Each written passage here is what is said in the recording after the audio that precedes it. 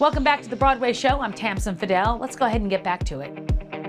A Broadway mainstay is opening up about his ALS diagnosis. Aaron Lazar just recently revealed he was diagnosed 2 years ago with the disease. A veteran of some 9 Broadway shows, including Les Mis, The Light in the Piazza, and The Last Ship, Aaron is meeting this diagnosis with positivity, love, and healing. Let's send it out to Paul Wontorek.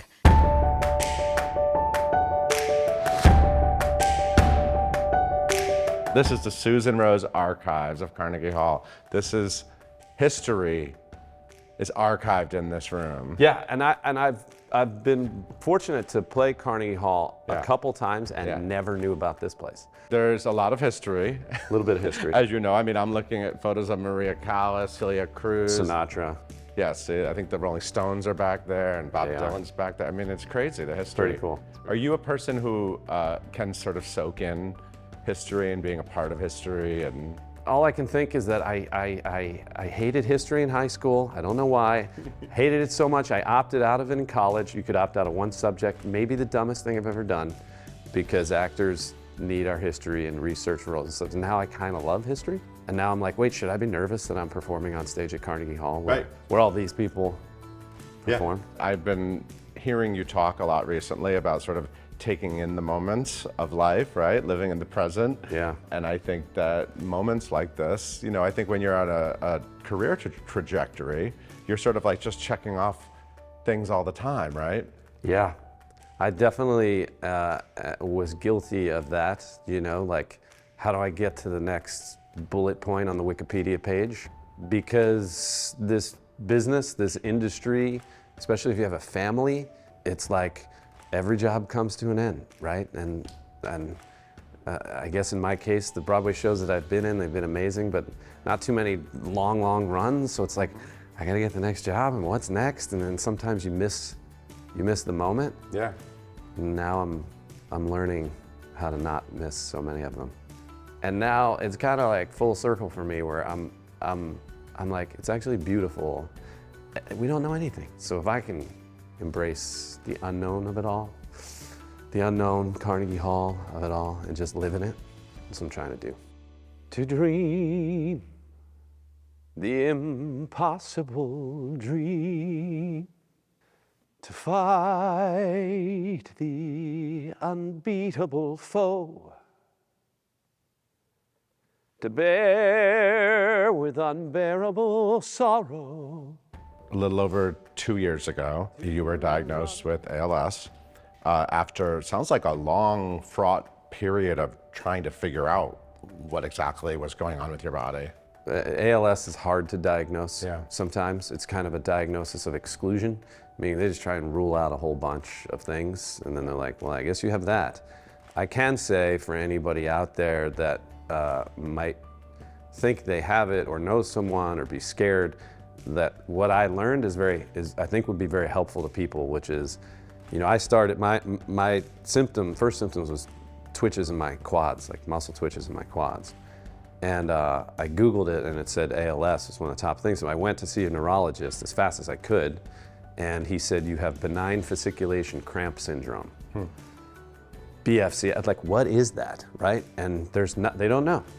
They don't know what causes it. There's no way to get rid of it. People just live with it. There's like a giant Facebook group for people who have it. And it sounds crazy, but your muscles just twitch. Like, so it went that summer that this started, which was, you know, the summer of 21, it moved from my quads to my stomach and my back. And, you know, you're laying there at night and you're pretty freaked out because your muscles are just twitching. Wow. And especially at night when it gets quiet and you don't, you know, all you can feel is your body and you're like, something is wrong. I couldn't get in to see top ALS specialists for months and months and months.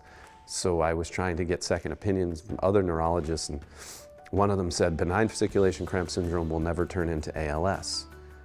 Well, I got diagnosed with ALS about 4 months after he said that. Wow. So it's like, that might be medically true, but that's not what happened to me. So that just goes to say, it's not an easy thing to diagnose, and it's scary for people out there dealing with it. And I went through a really, really tough time of anxiety and insomnia and depression for the months leading up to diagnosis. To reach the unreachable star. This is my quest, to follow that star, no matter how hopeless. Knowing that you're someone so focused on trying to make things and do things, was it actually finding that out maybe gave you some sort of direction or clarity? Maybe, because everything changed on the diagnosis. I spent all that time really, really afraid. And then at diagnosis, I kind of went, well, for whatever life I got left, I don't want to be afraid. In my initial thought, I'm going to beat it. So let me just take the time to beat it. I don't need to tell people about it. You know, I'm just going to beat it. And I tried to just get on with my life, not in denial of it, but just doing the work that I needed to do with myself and sort of protecting my energy. Kate Baldwin and I were doing a concert at 54 Below this past April. Yeah. And I was like, you know that Il Mondo from Piazza, that song is high. Like, I don't want to sing that song right now. Like, it's just too much. And the disease had started to, you know, affect my core, my singing support. It's like, what song can I swap it out with? I swapped it out with The Impossible Dream. And then I got home from that trip to New York and I was like, oh man, the lyrics to this song and the message of this song kind of really speak to me. To be willing to march into hell for a heavenly cause. When I was in CCM, I played Don Quixote, Miguel Cervantes, right? Who becomes the legendary knight Don Quixote in the musical The Man of La Mancha. I get to sing The Impossible Dream. And my impossible dream at the time was to be an actor. And it was coming true at CCM.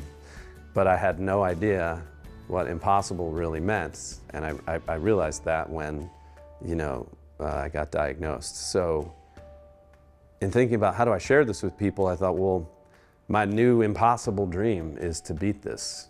And then I realized there's nothing to beat. It's not a fight. It's not, I don't want to meet this with any kind of resistance. I want to meet it with ease and joy and healing. So my impossible dream is possible. I mean, it's just to heal. It's to heal not just the physical, but my whole self. It's one of those moments where you just go, wow, I had no idea 23 years ago what this song would become in my life, but I'm really grateful for it, and I hope that it speaks to people. And the world will be better for this, that one man, scorned and covered with scars, still strove with his last ounce of courage to reach the unreachable star.